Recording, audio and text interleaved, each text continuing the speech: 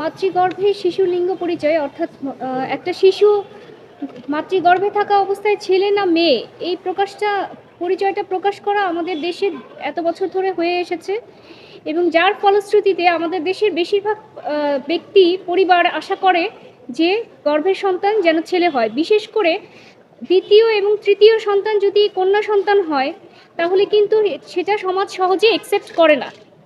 যার ফলে আমাদের দেশে যে গর্ভবতী নারীরা থাকেন তাদের উপর বিভিন্ন সময়ে বিভিন্ন অত্যাচার কথা জানা যায় এবং আমাদের রিটে আমরা অ্যানেক্সও করেছি যে এরকম হয়েছে যে জানতে পেরে তাকে অন্যায় অত্যাচারের সম্মুখীন হতে হয়েছে, বাচ্চাটাকে মেরে ফেলেছে, এই ধরনের নৃশংস ঘটনাও ঘটেছে।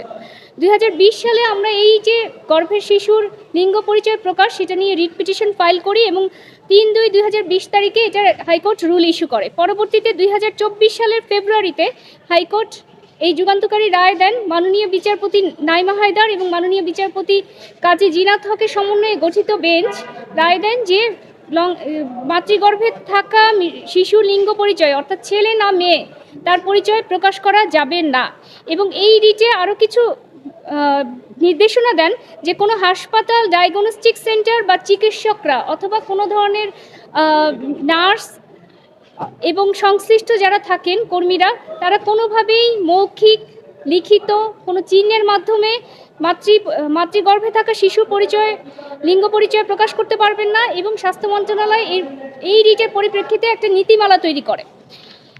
আদালত রায়ের পরবর্তীতে আমরা আজ এই রায় লিখিত আকারে প্রকাশ হয় এবং রায়ে আদালতের মূল সারাংশ হচ্ছে যে অনাগত শিশু লিঙ্গ নির্ধারণ প্রকাশ নারীর প্রতি বৈষম্য, কন্যা শিশু হত্যার প্রবণতা এবং সামাজিক ভারসাম্যহীনতা এবং সাংবিধানিক অধিকারের পরিপন্থী।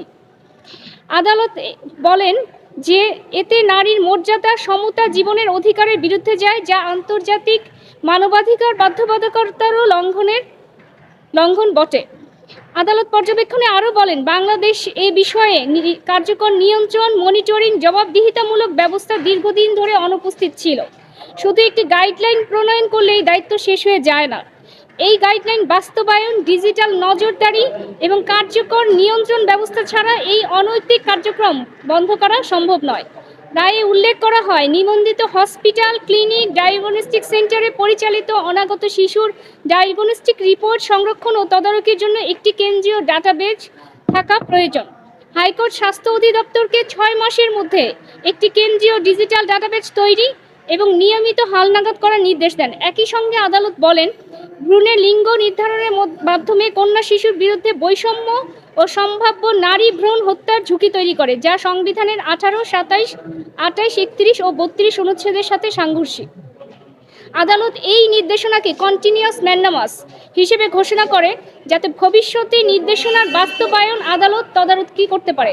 অর্থাৎ এই রিটটা সবসময় কন্টিনিউয়াস ম্যান্ডামাস আকারে থাকবে যেন এই ক্ষেত্রে কোনো ধরনের অভিযোগ থাকলে অথবা সরকার যদি সঠিকভাবে আদালতের নির্দেশনাগুলো পালন না করে তাহলে আদালত এই বিষয়ে তদারকি করবেন। হ্যাঁ, নীতিমালা এই রিটের পরবর্তীতে স্বাস্থ্য মন্ত্রণালয় নীতিমালা করে জমা দেয়, কিন্তু আদালত বলেন যে শুধুমাত্র একটা নীতিমালা করে দিলেই হবে না, এটার যে কার্যকর বাস্তবায়ন, মনিটরিং এবং জবাবদিহিতামূলক ব্যবস্থা থাকতে হবে। যারা এর সাথে সংশ্লিষ্ট তাদেরকেও পানিশমেন্টের একটা ব্যবস্থা থাকতে হবে, কেননা এটা একটা প্রফেশনাল মিসকন্ডাক্ট।